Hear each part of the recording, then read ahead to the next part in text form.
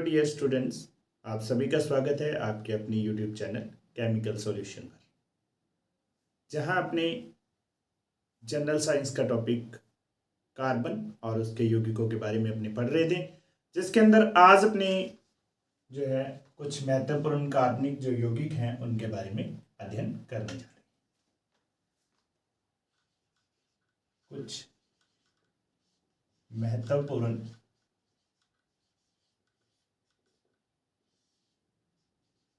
कार्बनिक यौगिक।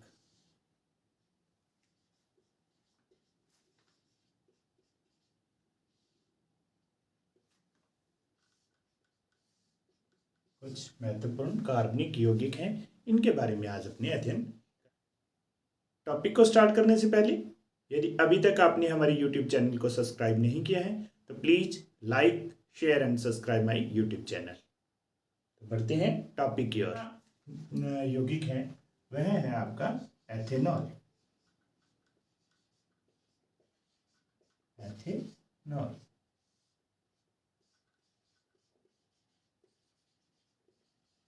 जैसा कि हमने पीछे आयुपैक में पढ़ा था, एच लगा हुआ है तो 2 कार्बन यहां पे होंगे, एन लगा हुआ है तो दोनों में सिंगल बंद रहने वाला है, और अंत में ओ लगा हुआ है। इसका मतलब ये हुआ कि यहाँ पे OH समूह उपस्थित है, तो यहाँ पे 3 जो हाइड्रोजन आ जाएंगे, यहाँ 2 आ जाएंगे। तो जो एथेनॉल है इसका यदि सीधा फॉर्मूला आपसे पूछा जाए तो ये क्या बन जाएगा, आपका C2H5OH बन जाएगा, जिसको सामान्यतः अपने अल्कोहल के नाम से भी जानते हैं। सामान्यतः जो अल्कोहल कहा जाता है, इसे अल्कोहल कहें तो इसका सीधा सा अर्थ है कि एथेनॉल आपको कहा जा रहा है। इसके जो भौतिक गुणधर्म हैं उनके बारे में अपनी बातचीत कर लेते हैं। भौतिक गुणधर्म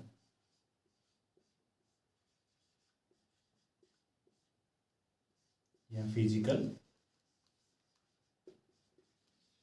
प्रॉपर्टी।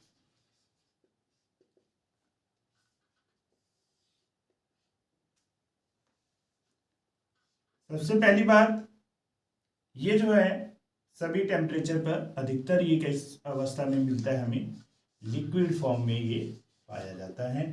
अर्थात ये क्या होता है, द्रव अवस्था के अंदर हमें मिलता है, द्रव अवस्था में मिलता है। ये जो है जल के अंदर, जल में ये क्या है, विलयशील है। सभी अनुपातों के अंदर इसको मिलाया जा सकता है। और यहाँ जो महत्वपूर्ण प्रश्न आपका बनता है वो ये बनता है कि ये जल के अंदर ये कार्बनिक यौगिक है। आपको ध्यान होगा कि समान जो होता है वो समान को घोलता है, लाइक डिजॉल्व लाइक होता है, समान समान को घोलता है। अर्थात जो कार्बनिक यौगिक होंगे वे कार्बनिक जो विलायक है उनमें घुलनशील होते हैं, जबकि जो आयनिक यौगिक होते हैं वो आयनिक यौगिकों के अंदर घुलते हैं। कि ये जो है नॉन पोलर है और ये वाला जो H2 है वो क्या होता है, पोलर होता है। तो ये पोलर के अंदर किस कारण घुलता है, इसमें आपको ये ध्यान रखना है कि जो आपका एथेनॉल होता है उसके अंदर हाइड्रोजन बंध पाया जाता है। किसकी वजह से ये घुलता है, हाइड्रोजन बॉन्डिंग की वजह से ये जल में क्या होता है, घुलनशील होता है। ये एथेनॉल जो है या अल्कोहल अपने कहें, ये जल के अंदर किस लिए विलय हो सकता है, क्योंकि इसके अंदर क्या उपस्थित रहता है, हाइड्रोजन बॉन्डिंग उपस्थित रहती है। इसकी वजह से ये किस में घुल सकता है, आपका जल के अंदर ये घुलनशील होता है। क्वथनांक व गलनांक जो होते हैं,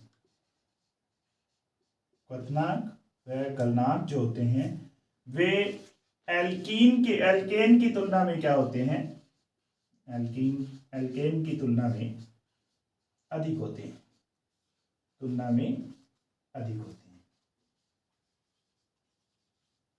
इसका कारण भी क्या रहने वाला है, इसके जो है ये अपने जलीय विलयन के अंदर क्या बना लेते हैं, हाइड्रोजन बॉन्डिंग इनके अंदर उपस्थित होती है।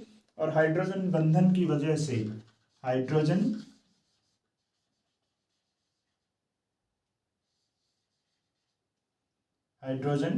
बॉन्डिंग की वजह से इनके जो MP व BP का जो मान है वो भी क्या रहता है, भी उच्च रहता है। ये आपको ध्यान रखना है। फिर अपने बात करते हैं एथेनॉल के रासायनिक गुणधर्मों के, अपने बात करते हैं इसके रासायनिक गुणधर्म, या आपने कहीं केमिकल प्रॉपर्टीज ऑफ एथेनॉल। रासायनिक गुणधर्मों में सबसे पहले अपने बात करते हैं धातुओं के साथ अभिक्रिया, या अपने कहें सोडियम के साथ अभिक्रिया। सोडियम के साथ अभिक्रिया।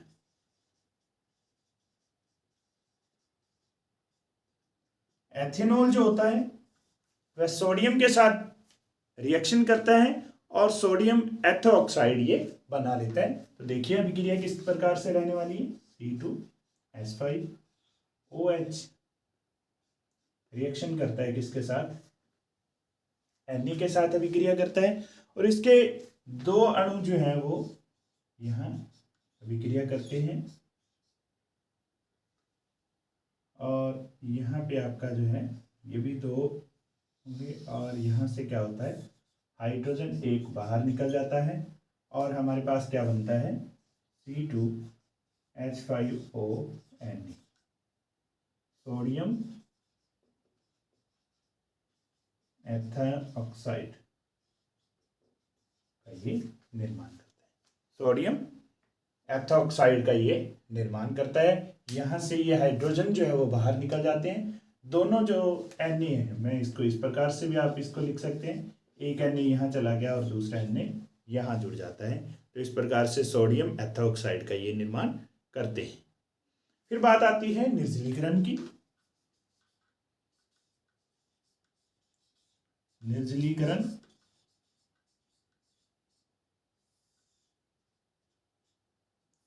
देखिए, यहाँ निर्जलीकरण का अर्थ ही ये हुआ कि अल्कोहल जो है अपने में से क्या निकाल देगा, जल के एक मॉलिक्यूल को बाहर निकाल देगा, और ये जो अभिक्रिया होती है ये उच्च ताप पे होती है, करीबन 434 केल्विन ताप पे होती है, और इसके अंदर सांद्र H2SO4 जो है की उपस्थिति के अंदर, अर्थात प्रबल अम्ल की उपस्थिति के अंदर ये अभिक्रिया संपन्न होती है। तो इसके अंदर देखिए C2H5OH जो है, इसमें से एक जल का अणु बाहर निकलता है, तो क्या बन जाएगा, H2O बाहर निकलता है, और इसको यदि आप खोल के लिखेंगे तो ये बनेगा CH3CH2 और OH।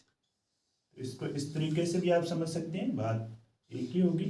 यहाँ पे भी HOH बाहर निकला, तो हमारे पास क्या प्राप्त हुआ, H2CH2 डबल बॉन्ड CH2, अर्थात एथेनॉल है निर्जलीकरण के द्वारा हमें क्या देता है, एथीन देता है, एथीन देता है।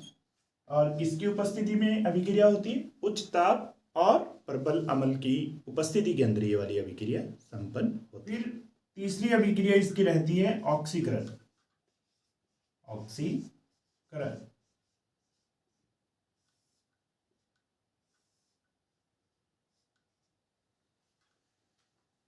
ऑक्सीकरण की जो अभिक्रिया होती है वह आपकी क्षारीय KMnO4 की उपस्थिति के अंदर अभिक्रिया होती है, और ये अभिक्रिया दो पद के अंदर होती। पहले पद के अंदर आपका जो अल्कोहल है वह किस में बदलता है, एल्डिहाइड में बदलता है, और एल्डिहाइड किस में बदल जाता है आगे चल के, आपका अंत में एसिड का निर्माण करता है। तो मैं एक ही पद में आपको ये वाली अभिक्रिया बता रहा हूँ। CHOH जो है वह क्षारीय KMnO4 की उपस्थिति के अंदर ये अभिक्रिया होती है, और अंत में हमें जो प्राप्त होता है वो क्या प्राप्त होता है, CH3COOH, या एसिड का ये निर्माण कर देते हैं। तो यहाँ अल्कोहल है उसका जब अपने ऑक्सीकरण करते हैं तो लास्ट में हमें क्या प्राप्त होता है, एसिड प्राप्त होता है। यहाँ अपने कहें कार्बोक्सिलिक एसिड हमें प्राप्त होते हैं, हमें अंत में अम्ल प्राप्त होते हैं। फिर बात आती है एस्टिरीकरण की। एस्टिरीकरण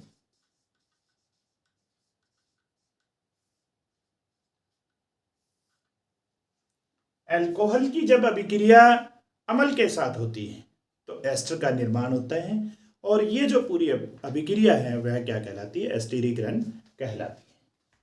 अर्थात अल्कोहल व एसिड, एसिड कौन सा, कार्बोक्सिलिक एसिड है, वे जब मिलते हैं तो किसका निर्माण करते हैं, एस्टर का निर्माण करते हैं। और ये जो पूरी प्रक्रिया है वो क्या कहलाती है, आपकी एस्टिरीकरण कहलाती है। तो देखिए अल्कोहल हमारे पास है CH3 CH2OH, ये अभिक्रिया करता है CH3 COOH के साथ।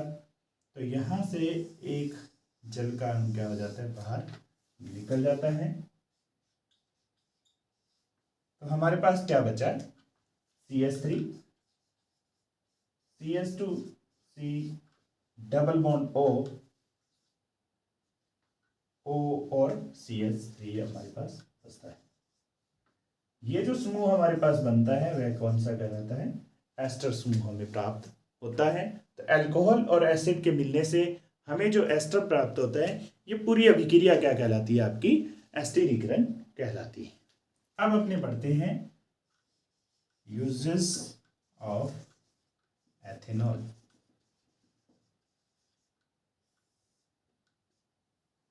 यूजेस ऑफ एथेनॉल, जितने भी पेय पदार्थ हैं इसको पेय पदार्थ के रूप में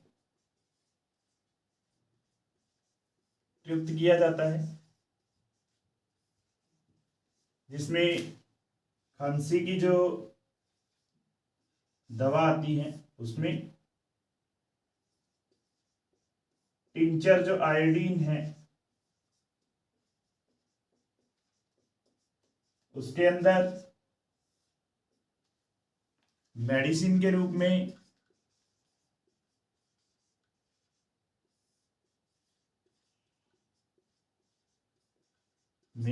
इसको प्रयुक्त किया जाता है।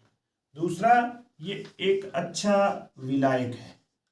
ये क्या है, एक अच्छा कार्बनिक विलायक है, अच्छा विलायक है। तीसरा इसका गुण रहता है कि ये जल में H बॉन्डिंग की वजह से या हाइड्रोजन बॉन्डिंग की वजह से क्या रहता है, विलयशील रहता है।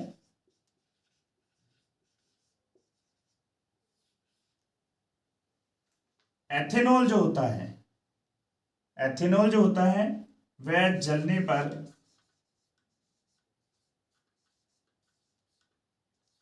CO2 वह इसी कारण इसको ईंधन के रूप में भी प्रयुक्त किया जाता है।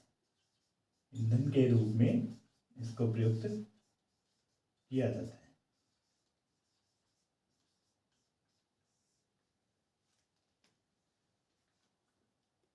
मुख्य इसका उपयोग जो है वह ईंधन के रूप में भी आजकल किया जाता है। ईंधन के रूप में जो है एथेनॉल।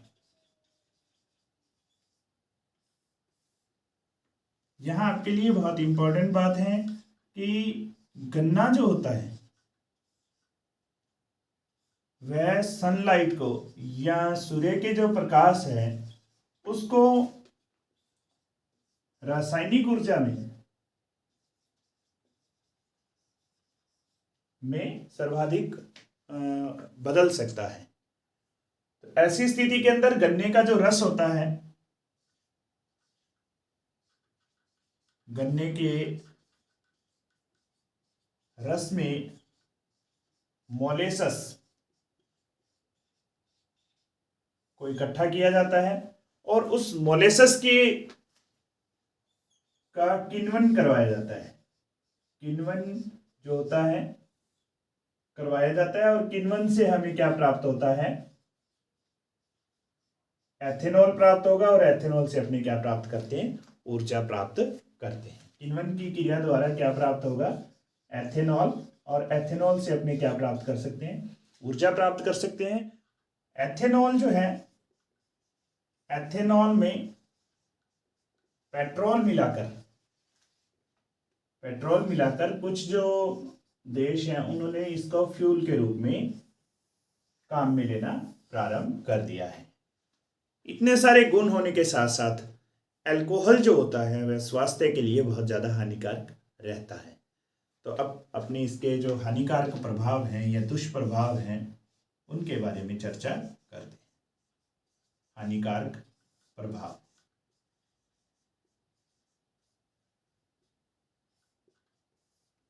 अल्कोहल का जो सेवन है, अल्कोहल के सेवन से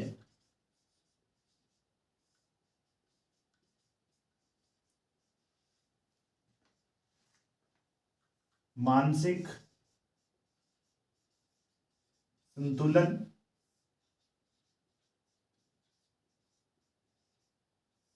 कमजोर होता है। यकृत की जो हमारे लीवर की जो समस्याएं हैं वे बढ़ जाती हैं। इसके साथ साथ जो तंत्रिका तंत्र है वह भी क्या हो जाता है, आपका कमजोर होने लग जाता है। जुबान है वो लड़खड़ाने लग जाती है।